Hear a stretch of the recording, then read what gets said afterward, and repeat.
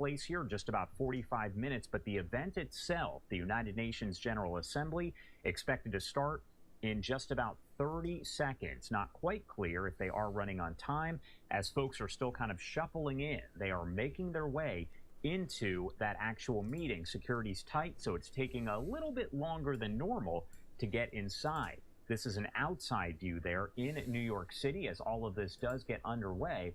And one thing I do want to mention here is that we know from our New York team that traffic really having issues yesterday as the arrival of President Trump did happen. Vehicles creeping along, we're told, at an estimated 2.9 miles per hour. Now, that is slower than the average pedestrian there. Local businesses near the United Nations reporting fewer customers as those blockades expanded all across the east side. With more than 200 heads of state in town, gridlock expected to be very bad in that area all through Friday, when Israeli Prime Minister Benjamin Netanyahu is scheduled to address the General Assembly. You can watch that in full right here on Live Now from Fox as well. Again, we should be seeing that happen on Friday. However, at this point, we do not have a specific time. All of these are released just hours in advance. That is, of course, when we learned that President Trump would speak at 9:45. We did not know that until late last night. We simply knew that he would be speaking today at some point to the United Nations General Assembly. Now, each weekday there has been declared a, quote, gridlock alert day in New York City, meaning that commuters will face checkpoints, street closures, and periodic shutdowns of the FDR Drive, if you're familiar there with the region. Officials urging New Yorkers to prepare for major delays and avoid driving if at all possible. Hundreds, and we're talking hundreds, of Secret Service members are going to be on site. In addition, special escort lanes helping drivers get around as traffic expected to crawl to a screeching halt with those average speeds of less than 4 miles per hour. As I mentioned here, some of the vehicles last night registering at 2.9 miles per hour. That is very slow to get through the city. Do want to lift up the audio just to see if we can hear any of the comments that are being made right here ahead of the General Assembly getting underway. The UN Charter was adopted. Only 4 African countries were independent and signed on the Charter. And now, 2/3 of the items on the agenda of Security Council is about African conflict, African issues. Yet, we don't have any single permanent member. So what we believe is that we need to have at least 2 African states as permanent member with all rights and privileges, including the veto right. So we believe in that. What about the ceasefire in DRC? Can you share something? Is it coming? When are we seeing the ceasefire? We signed an important agreement, the Washington Peace Agreement, was mediated by the U.S. administration, the Trump administration. Now, meetings are taking place in Washington of organs that are provided for by the process, the Washington peace process.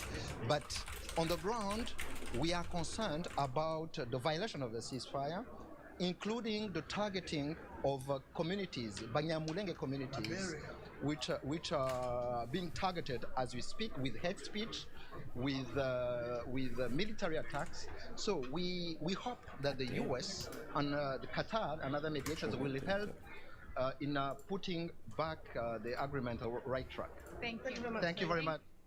All right, so as you can hear, different world leaders and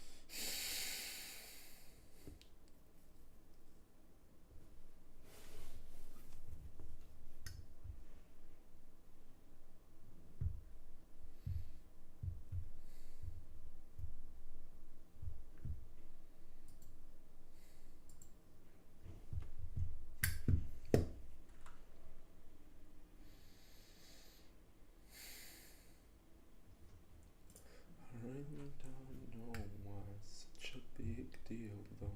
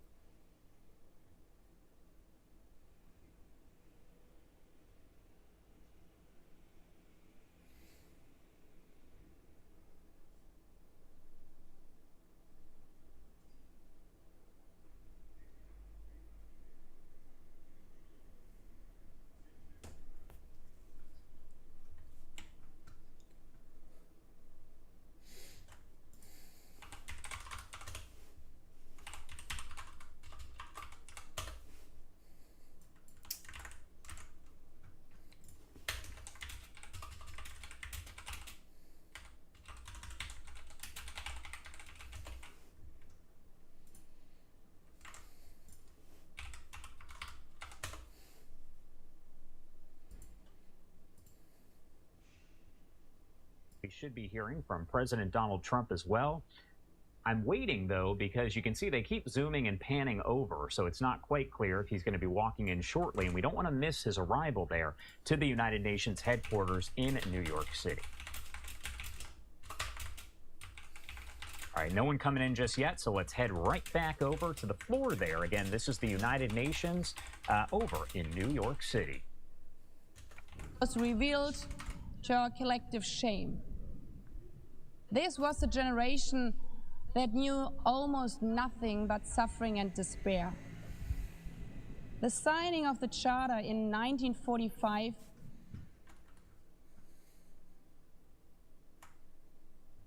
that guided our path from the ashes of war helped guide nations from colonial rule into independent states, helped end apartheid. Across the decades, the United Nations has been a compass pointing toward peace, humanity, and justice.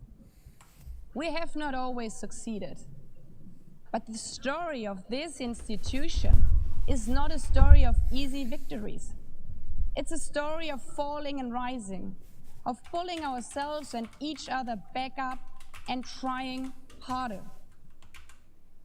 We gather here for the 80th time, not for empty celebration, not out of ritual, not to hear our own voices.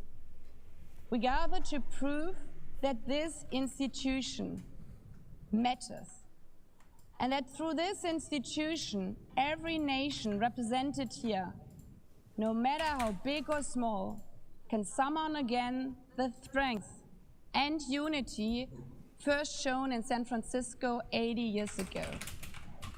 The courage and resolve of world leaders, who even while some called them back then naive, believed they could build a better world from the wreckage of the old. They showed then what true leadership is. It's not about imposing your will or putting others down. True leadership is about lifting others up, not out of altruism, but for our mutual benefit, and even out of our self-interest. Because as our founders and every architect of peace since then has understood, helping others is what makes ultimately our own countries stronger. Could any state have faced the global pandemic alone? The virus did not have any passport. We were only able to solve it at the end with the support of the World Health Organization. The climate crisis does not stop at borders. CO2 emissions anywhere affect people everywhere.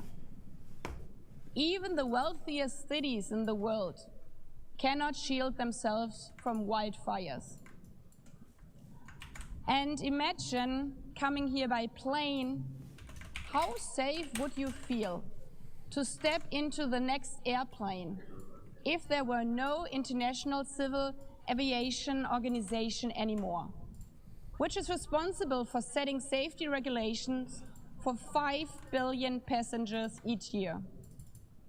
How comfortable would you be with your children using the internet while AI is uncontrolled and unchecked, as the lines between what is real and fake start to blur? In this globalized, digitalized world, we work together or we suffer alone. Excellencies, the theme of this milestone session and the high-level week is therefore Better Together. 80 years and more for peace, development, and human rights. Will living up to that be easy? No. But this hall was not built for easy times. It was built to come together to confront the hardest topics. This session is a session where the high-level week is about resolving differences. We showed some of it yesterday already. But even the House of Dialogue and Diplomacy needs a renovation. That is why the UN80 initiative and the wider reform process are not luxuries, but necessities. We are literally now at a crossroads, a make it or break it moment, politically, financially. Therefore, we have to deliver a United Nations that is agile, cost-effective, and fit for purpose. Member States have to give the Secretary General and this process their full support, because reform cannot stop in New York. It must carry through to every capital. That includes delivering the Pact for the Future and accelerating progress on the Sustainable Development Goals. Again, this is not about charity. It's about addressing the core purposes of this institution, about strengthening our foundations across all 3 pillars: peace and security, human rights, and sustainable development. They are inseparable. Leaving hundreds of millions trapped in extreme poverty, vulnerable to crisis, and denied their human rights is not only a moral failure, it's a recipe for global unrest, terrorism, and a tragic waste of humanity's greatest resource, its people. Put it simply, without the SDGs, there cannot be lasting peace. Excellencies, our future as an institution will also be shaped by the selection of the next Secretary General. And here we must pause and reflect. In nearly 80 years, this organization has never chosen a woman for that role. One might wonder how out of 4 billion potential candidates, there could not be found a single one. Of course,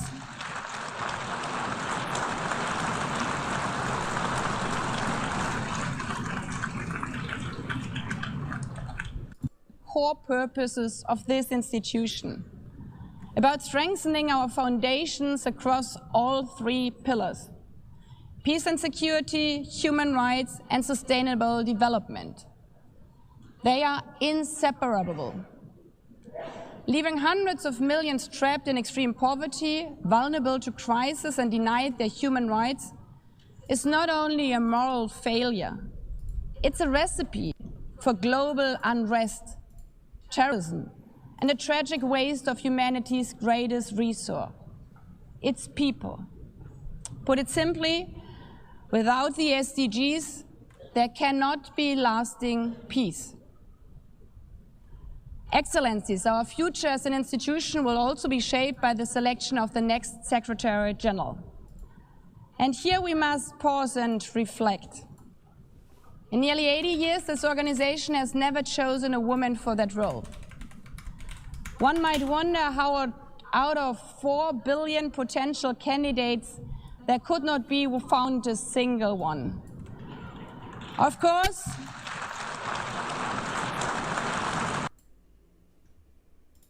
after that is President Donald Trump.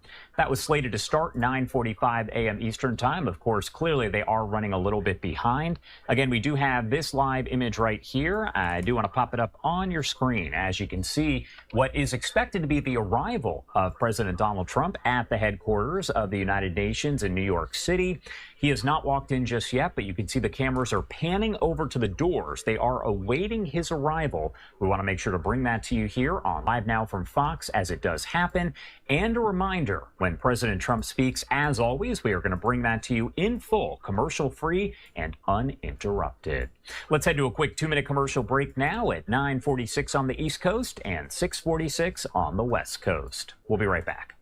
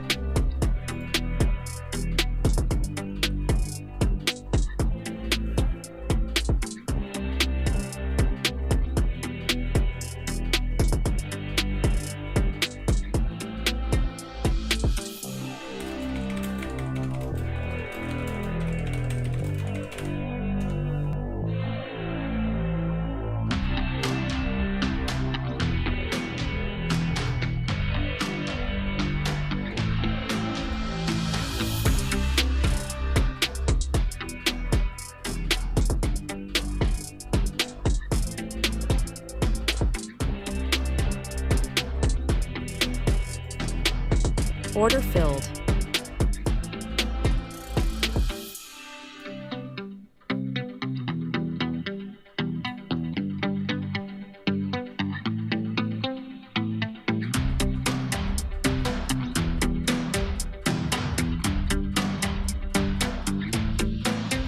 Order filled.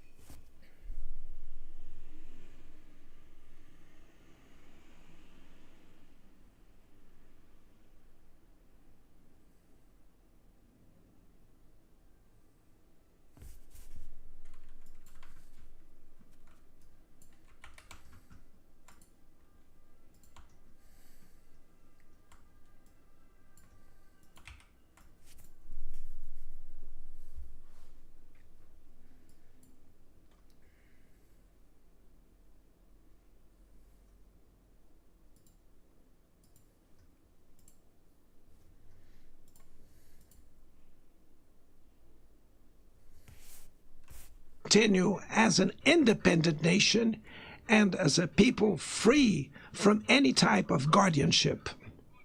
Sound democracies go beyond the electoral ritual. Its strength presupposes the reduction of inequalities, the guarantee of the most basic rights, food,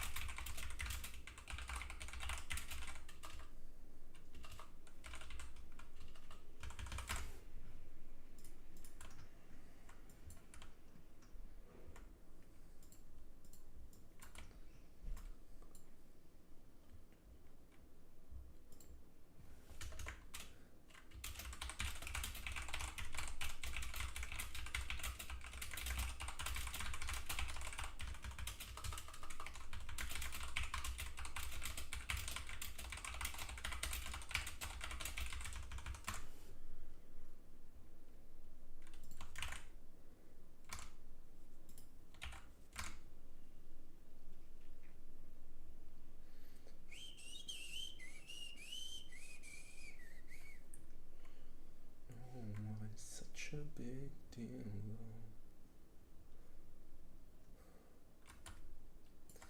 Okay.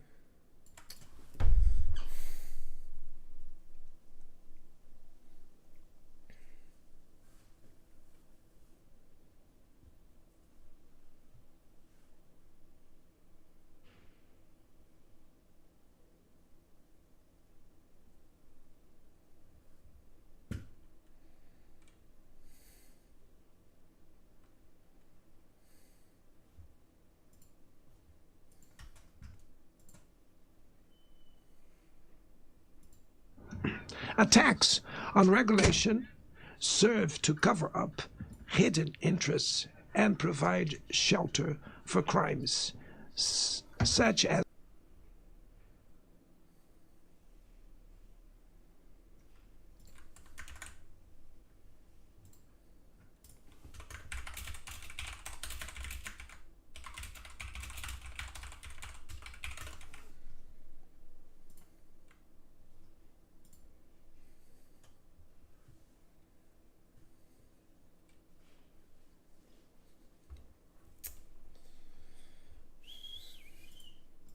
fraud, human trafficking, to encourage the installation of sustainable data centers.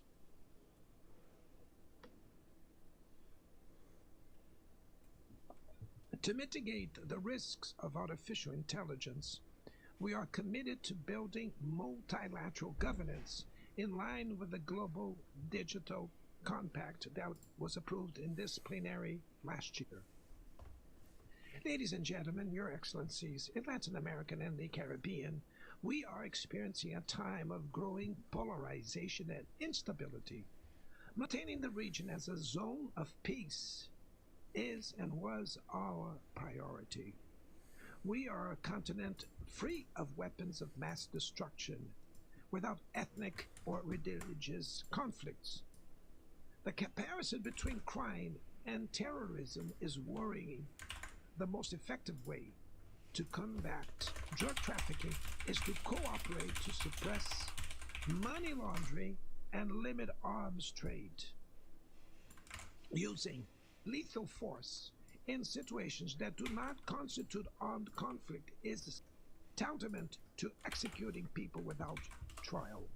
Other parts of the planet have already witnessed interventions that cause greater damage than intended, with serious humanitarian consequences. The path to dialogue must not be closed in Venezuela. Haiti has the right to a violence-free future, and it is unacceptable that Cuba be listed as a country that sponsors terrorism. And the conflict in Ukraine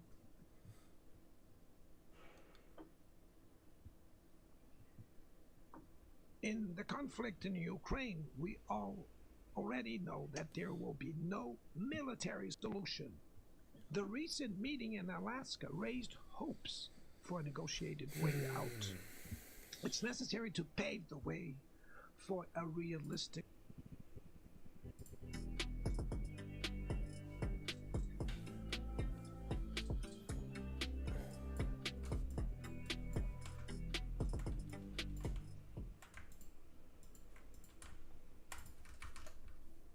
Welcome back to Live Now from Fox. Right now, we want to transition to a news alert this Tuesday morning as the family of the man who died after riding a roller coaster at Epic Universe has hired an attorney. It is well-known civil rights attorney Benjamin Crump. We want to check in this morning with Fox 35 Orlando's Amanda Ruiz.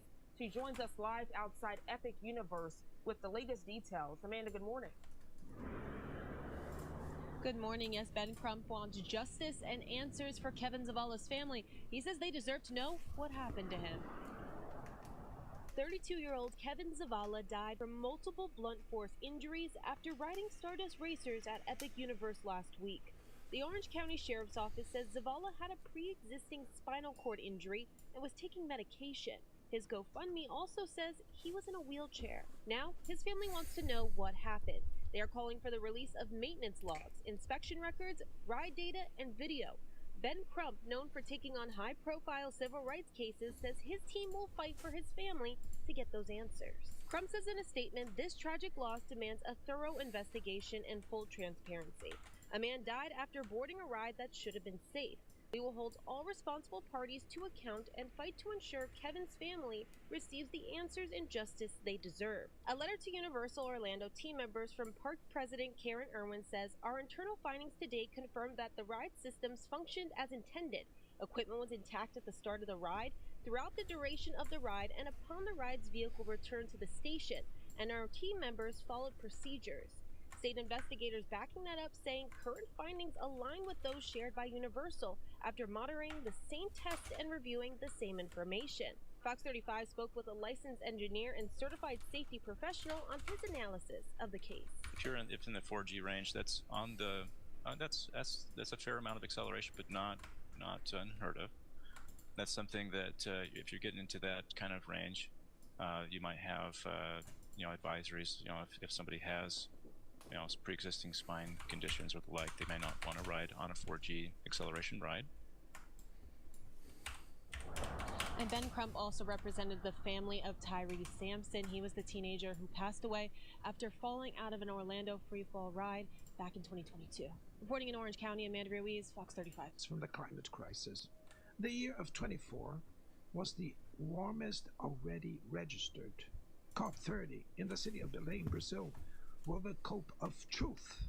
It will be the time for world leaders to prove the seriousness of their commitment to the planet. Without a complete picture of the NDC's nationally determined contributions, we were walking blindfolded towards the abyss. Brazil has committed to reducing its emissions by 59 and 67%, covering all greenhouse gases and all sectors of the economy. Developing nations face climate change while grappling with other challenges.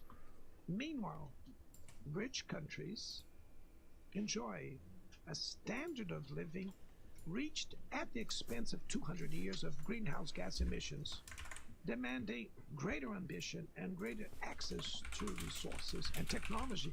It's not a matter of charity, but of justice.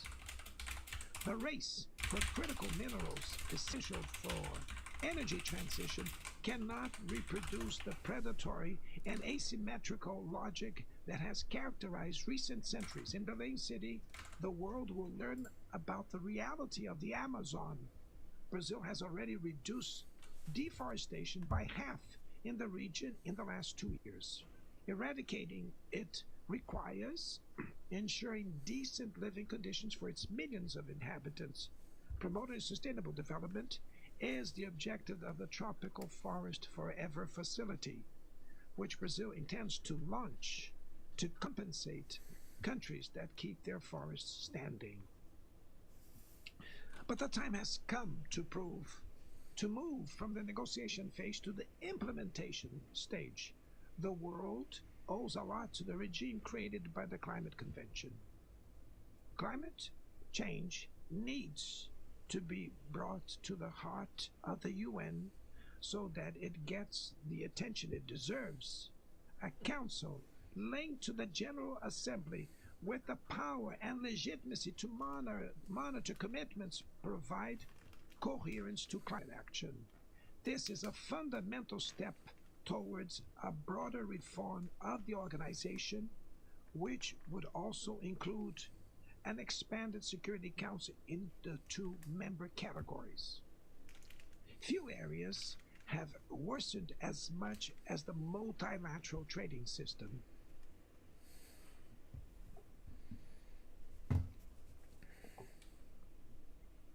Unilateral measures have rendered fundamental principles, such as the most favored nations clauses, meaningless. They have disrupted value chains and threw the global economy into a pernicious spiral of high prices and stagnation. It is urgent to refound the WTO based on modern and flexible foundations. Your Excellencies, ladies and gentlemen, this year, the world lost 2 exceptional public figures. Former Uruguayan President Pepe Mujica and our dear Pope Francis. Both embodied the best humanist values like no other. Their lives were intertwined with the 8 decades of the UN's existence. If they were still among us, they would use this platform to remember that authoritarianism, environmental degradation, and inequality are not relentless, that the only ones defeated are those who stand idly by, resignate, and that we can defeat the false prophets and oligarchs who exploit fear and monetize hate, and that tomorrow is made of daily choices, and it takes courage to act to transform it. In the future that Brazil envisions, there is no room for the reenactment of ideological rivalries or spheres of influence. Confrontation is not inevitable. We need leaders with clear visions who understand that the international order is not a zero-sum game. The 21st century will be increasingly multipolar. For it to remain peaceful, it cannot fall to multilateral. Brazil is giving increasing importance to the European Union, the African Union, ASEAN, CELAC, BRICS, and the G20. The voice of the Global South must be heard. The UN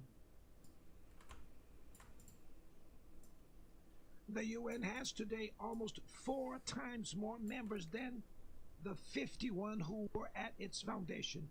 Our historic mission is to make it once again a barrier of hope and a promoter of equality, peace, sustainable development, diversity, and tolerance. May God bless us all. Order and filled. Thank you very much.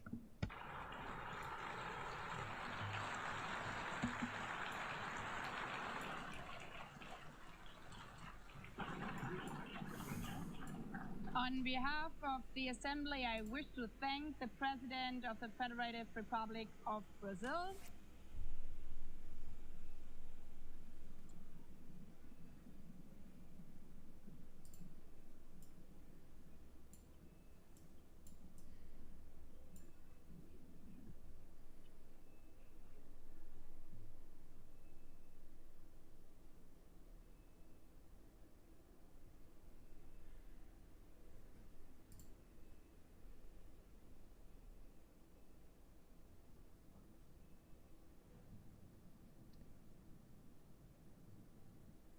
And if you are just joining us here, momentarily we should be hearing from President Donald Trump, who arrived there maybe 10, 20 minutes ago. He is the next speaker on the list. Right now there's kind of a lull here, but we should be seeing him introduced here in a second. We are going to leave the audio lifted up as we listen in.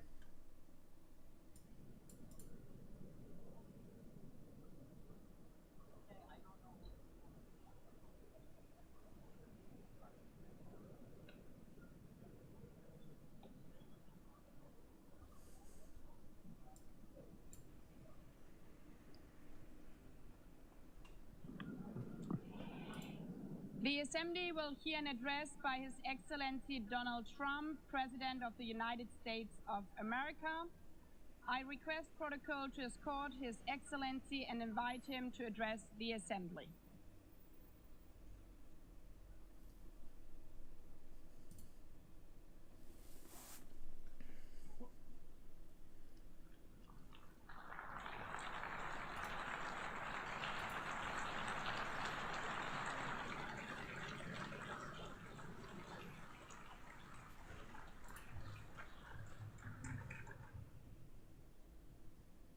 Thank you very much. Very much appreciated.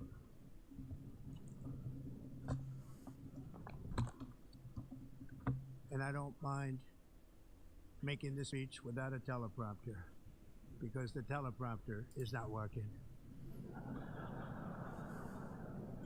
I feel very happy to be up here with you nevertheless, and that way you speak more from the heart. I can only say that whoever's operating this teleprompter is in big trouble.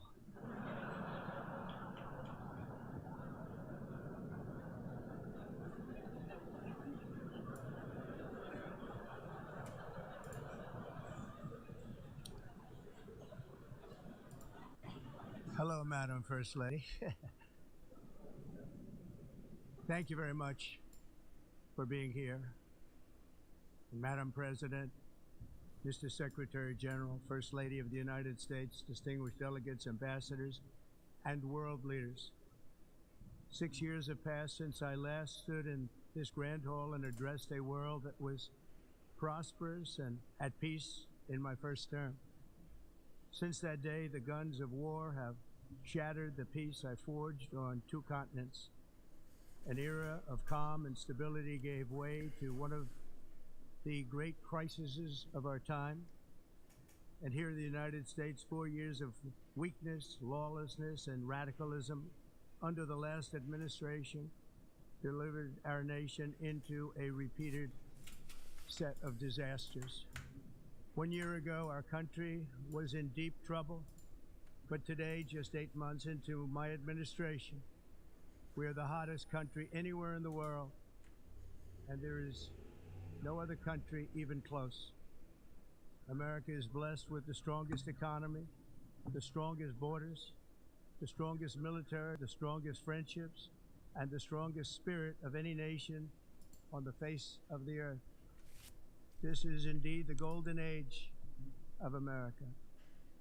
We are rapidly reversing the economic calamity that we inherited from the previous administration, including ruinous price increases and record-setting inflation. Inflation like we've never had before. Under my leadership, energy costs are down, gasoline prices are down, grocery prices are down, mortgage rates are down, and inflation has been defeated. The only thing that's up is the stock market, which just hit a record high. In fact, hit a record high 48 times in the last short period of time. Growth is surging, manufacturing is booming. The stock market, as I said, is doing better than it's ever done. And all of you in this room benefit by that, almost everybody. And importantly, workers' wages are rising at the fastest pace in more than 60 years. And that's what it's all about, isn't it? In 4 years of President Biden, we had less than $1 trillion of new investment into the United States. In just 8 months since I took office, we have secured commitments and money already paid for $17 trillion. Think of it, 4 years, less than $1 trillion, 8 months, much more than $17 trillion is being invested in the United States. And it's now pouring in from all parts of the world. We've implemented the largest tax cuts in American history and the largest regulation cuts in American history, making this once and again the best country on earth to do business. And many of the people in this room are investing in America, and it's turned out to be an awfully good investment during this 8-month period. In my first term, I built the greatest economy in the history of the world. We had the best economy ever, history of the world. And I'm doing the same thing again, but this time it's actually much bigger and even better. The numbers far surpass my record-setting first term. On our southern border, we have successfully repelled a colossal invasion. And for the last 4 months, and that's 4 months in a row, the number of illegal aliens admitted and entering our country has been 0.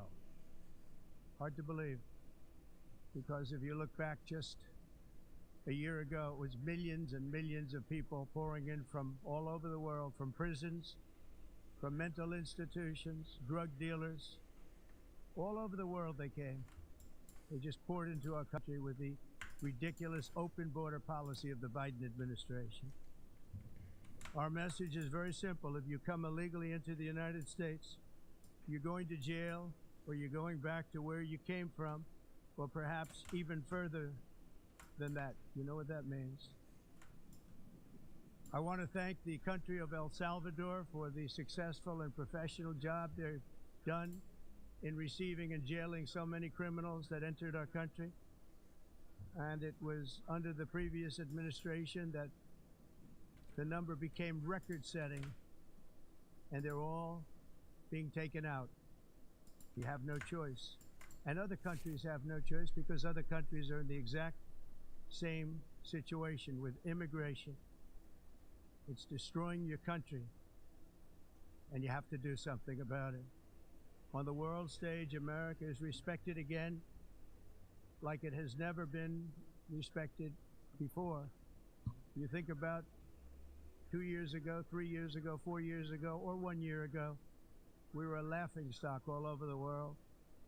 At the NATO summit in June, virtually all NATO members formally committed to increase defense spending at my request from 2% to 5% of GDP, making our alliance far stronger and more powerful than it was ever before. In May, I traveled to the Middle East to visit my friends and rebuild our partnerships in the Gulf and those valued relationships with Saudi Arabia, Qatar, and the UAE, and other countries are now, I believe, closer than ever before. My administration has negotiated one historic trade deal after another, including with the United Kingdom, the European Union, Japan, South Korea, Vietnam, Indonesia, the Philippines, Malaysia, and many, many others. Likewise, in a period of just 7 months, I have ended 7 unendable wars. They said they were unendable. You're never going to get them solved. Some were going for 31 years, 2 of them, 31, think of it, 31 years. One was 36 years. One was 28 years. I ended 7 wars. And in all cases, they were raging with countless thousands.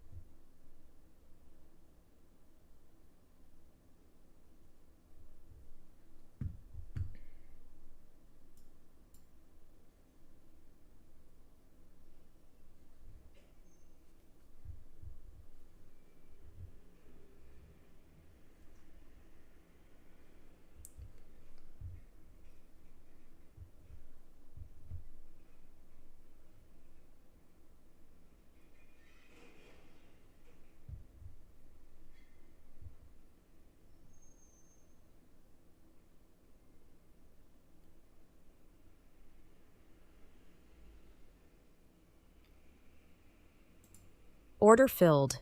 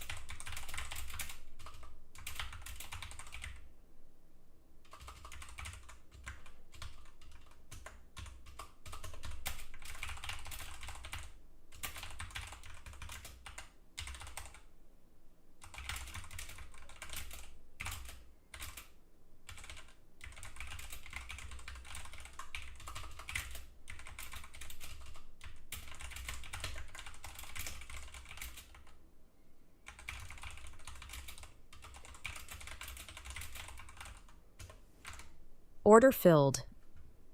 Ok.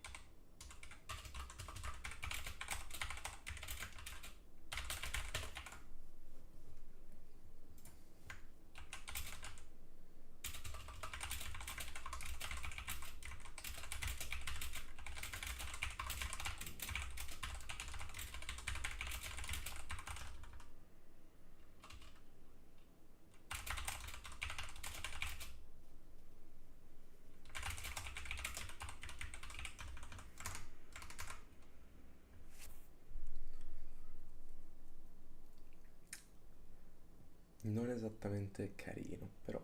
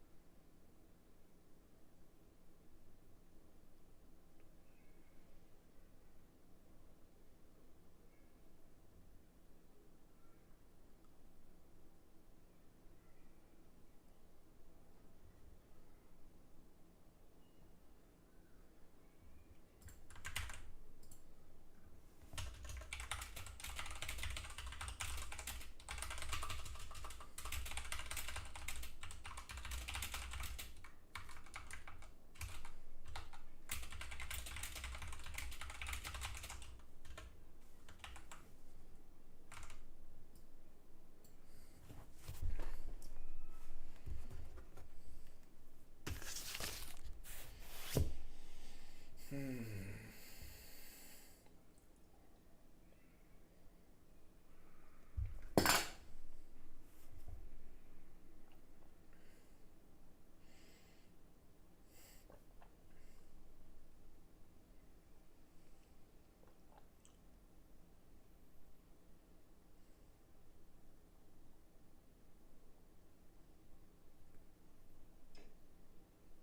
did you know dogs will sit facing away from you as a sign of trust and a sign that they're protected?